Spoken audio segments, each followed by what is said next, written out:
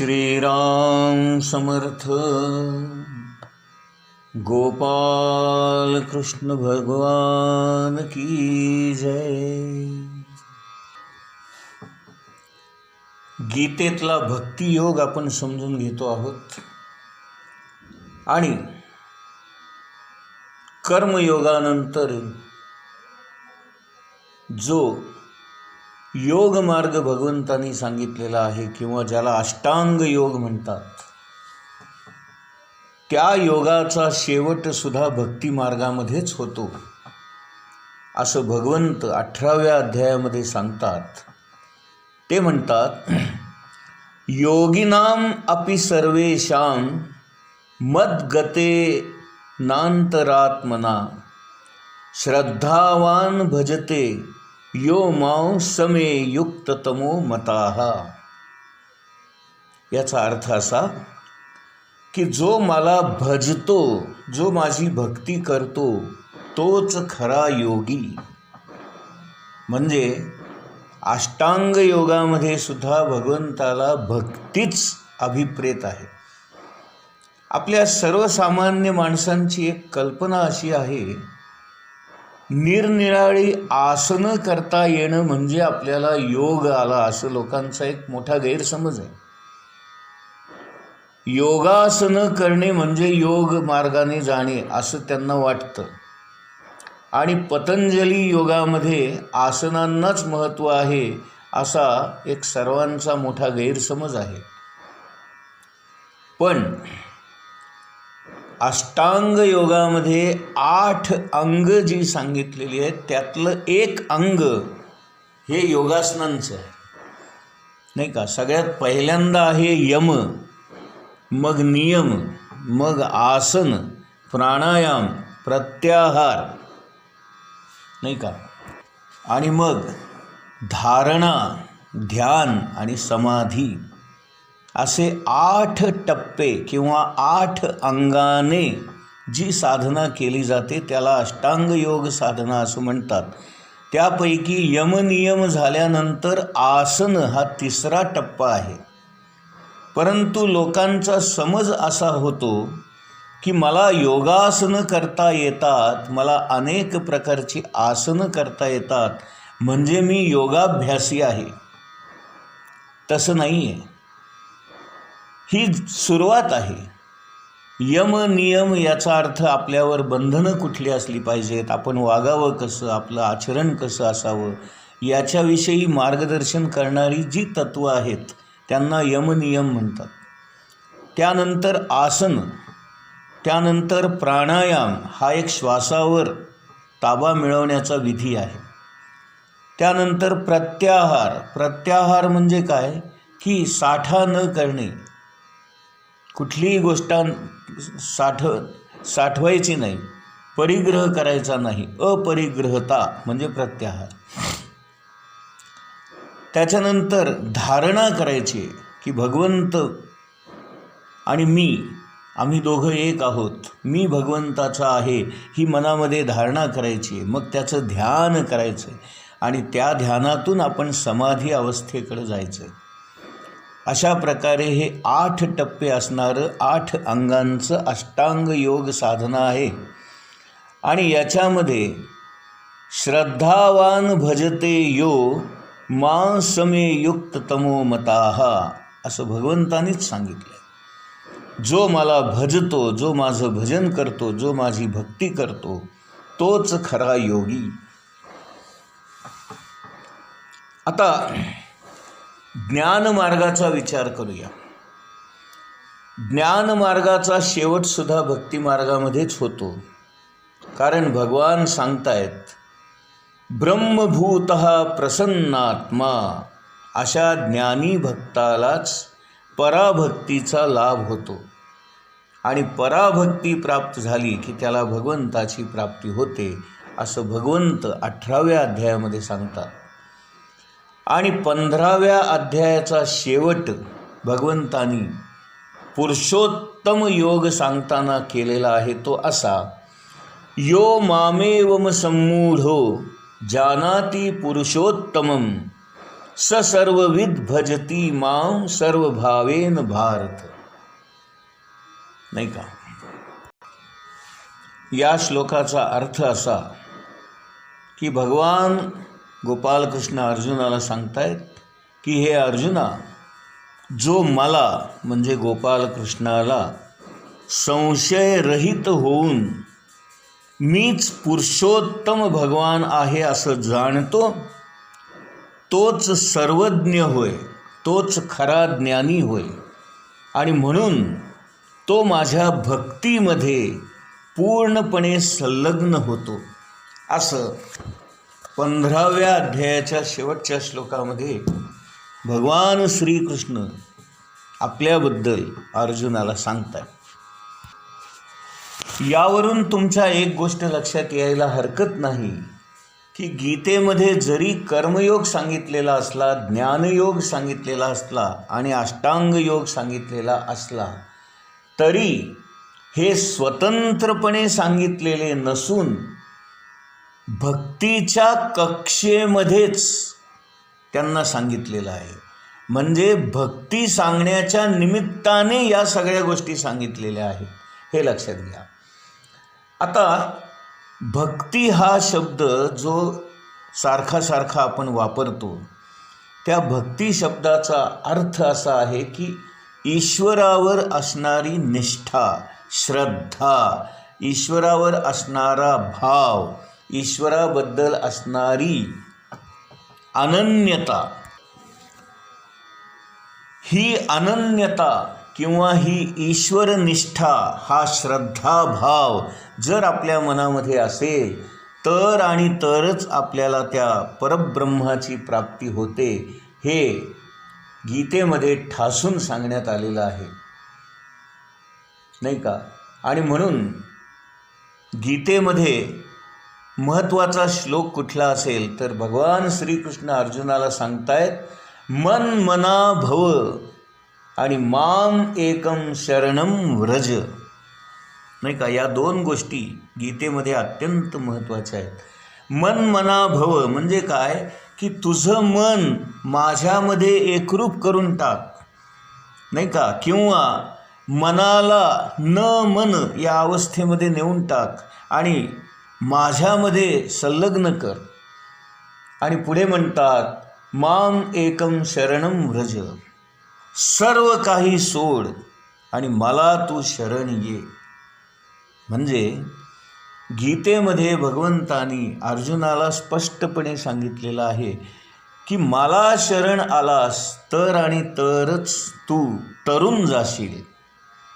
आणि भगवंताला शरण जाणे म्हणजेच अनन्यता, म्हणजेच श्रद्धा, म्हणजेच निष्ठा, म्हणजेच त्याच्यावरचं प्रेम, म्हणजेच त्याच्यावर असणारी नितांत भक्ती. ही केव्हा प्राप्त होते? जेव्हा आपल्याला भगवंताविषयीचं ज्ञान प्राप्त होतं तेव्हा, की हाच या सर्व जगाचा स्वामी आहे, या त्रैलोक्याचा मालक आहे, संपूर्ण जगाचा तो चालक आहे, पालक आहे, मालक आहे, हे जेव्हा आपल्याला ज्ञान प्राप्त होतं आणि या भगवंता इतका महान अन्य कुणी या जगामध्ये नाही हे जेव्हा आपल्याला समजतं, तेव्हाच आपल्याला त्याला शरण जावं, त्याच्या चरणावर डोकं ठेवावं असा भाव निर्माण होतो. ज्ञानेश्वर महाराजांच्या ठिकाणी भक्ती, ज्ञान, कर्म आणि योग या सर्वच गोष्टींचा अपूर्व असा मिलाफ झालेला आपल्याला दिसून येतो. स्वतः ज्ञानेश्वर मोठे ज्ञानी होते, योगी होते, भक्त होते आणि कर्तृत्ववान होते, क्रियावान होते. त्यांचा भर आपलं आचरण कसं उत्कृष्ट होईल याच्यावर होता.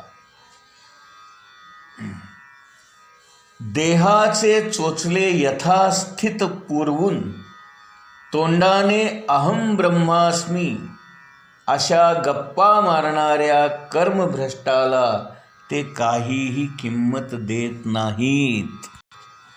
याबाबत त्यांनी एक ओवीच लिहिलेली आहे, ती अशी भीतरी ज्ञाने उजळीला, बाहेरी कर्म क्षाळीला, अशी ती ओवी आहे.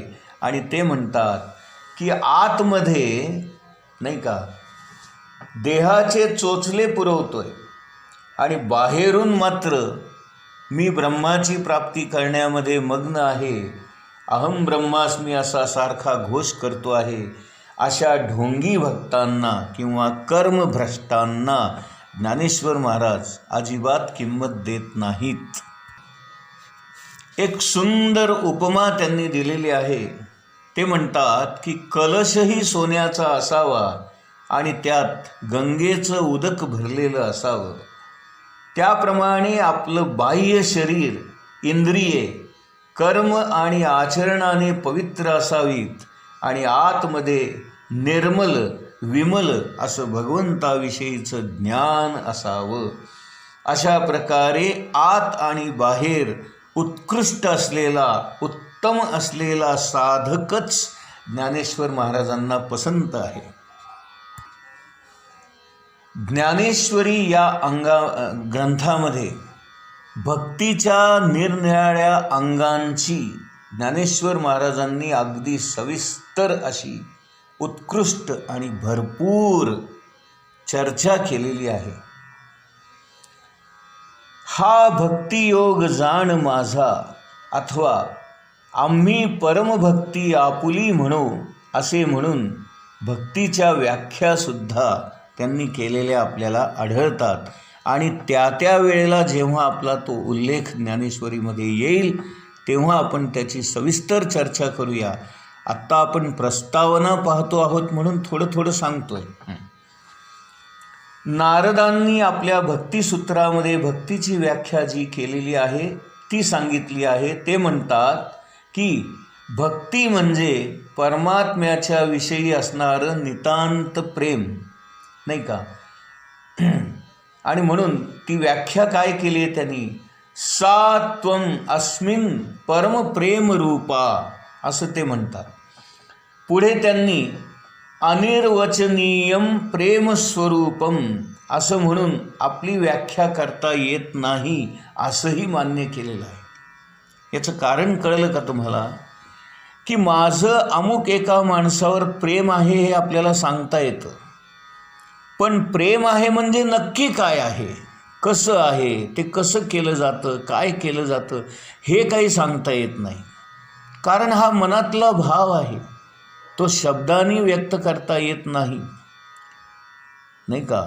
हे हृदयीचे ते हृदयी घातले हे समजून घेता येतं, की आपल्याला कळतं समोरच्या माणसाच्या वागण्या बोलण्यातून याचं आपल्यावर प्रेम आहे हे कळतं. पण नेमकं काय आहे हे आपल्याला शब्दामध्ये सांगता येत नाही. आणि म्हणून नारद मुनीसुद्धा भक्तीची व्याख्या करता येते असं सुरुवातीला म्हणतात, पण नंतर म्हणतात की खरी भक्ती काय ही मलासुद्धा शब्दाद्वारे सांगता येत नाही. पुढे म्हणतात, प्रेम न ये सांगता बोलता दाविता, अनुभव चित्ता चित्त जाणे. तुकाराम महाराज अशा पद्धतीने सांगतात. ते म्हणतात की प्रेमाबद्दल सांगता बोलता येत नाही आणि दाखवताही येत नाही, पण आपल्या चित्ताला समोरच्या माणसाच्या चित्तामध्ये प्रेम आहे की नाही हे बरोबर कळतं. ते म्हणतात, इथे एक उत्कृष्ट दृष्टांत त्यांनी दिलेला आहे की एखादा मुका माणूस आहे आणि त्यांनी साखर खाल्लेली आहे, गोड लागतंय हे कळतंय, पण मुका असल्यामुळे साखर गोड आहे हे सांगता येत नाही. तात्पर्य काय, की ते कळतं, समजतं, लक्षात येतं, पण मुखाने सांगता येत नाही. अशी ही भक्तीची अवस्था आहे. ज्ञानेश्वर महाराजांची मौज अशी आहे की या भक्तीची प्रमुख लक्षणे त्यांनी अनेक प्रकारचे दृष्टांत देऊन आपल्याला ज्ञानेश्वरीमध्ये पुरेपूर सांगितलेली आहेत.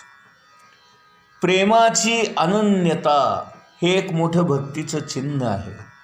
आणि भक्तीचं सर्वात मोठं चिन्ह कुठलं असेल तर त्याग.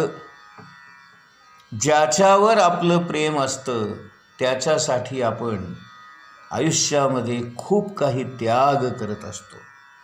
जर हे सर्वसामान्य माणसांबद्दल आपण करत असू तर भगवंताबद्दल आपल्याला किती आणि केवढ्या प्रमाणामध्ये त्याग करावा लागेल याचा विचार करा बारकाईने. एक साधं घरातलं उदाहरण सांगतो म्हणजे तुमच्या लक्षात येईल. स्वयंपाक झालेला आहे, सगळी मंडळी जेवायला बसलेली आहेत, सर्वांची जेवणं झाली, परंतु शेवटी घरामध्ये जी आई असते ती जेव्हा शेवटी जेवायला बसते तेव्हा तिच्या लक्षात येतं की काहीच उरलेलं नाही आहे आणि ती मुकाट्याने गपचूप पाणी पिऊन स्वयंपाकघरातून बाहेर येते. त्यावेळेला तिचा एक मुलगा तिला विचारतो, आई तू जेवलीस का? आई म्हणते, नाही रे, तुम्हाला सर्वांना जेवताना पाहून, तुमची पोटं भरलेली आहेत ते पाहून माझं पोट भरलं, मला जेवायची इच्छाच राहिली नाही. म्हणजे बघा, आई हे नाही सांगत की मला काही शिल्लकच राहिलं नाही आहे म्हणून मी जेवले नाही. ती काय सांगते, तुम्हाला पोटभर जेवताना पाहून, तुमच्या चेहऱ्यावरचा आनंद पाहून, तुमचं समाधान झालेलं पाहून माझी तृप्ती झालेली आहे आणि माझी भूक भागलेली आहे. आता मला भूकच नाही, त्यामुळे मला जेवायची इच्छाच नाही, असं आई सांगते. हा केवढा मोठा त्याग एक आई आपल्या मुलांसाठी, आपल्या कुटुंबातल्या सदस्यांसाठी करत असते. अहो, जर याला प्रेम म्हणायचं तर भगवंताबद्दल आपण किती आणि केवढा त्याग केला पाहिजे याचा विचार नको का करायला? म्हणूनच सर्व काही सोडावं लागतं, तेव्हाच भगवंत प्राप्त होतो. गोपाल कृष्ण भगवान की जय.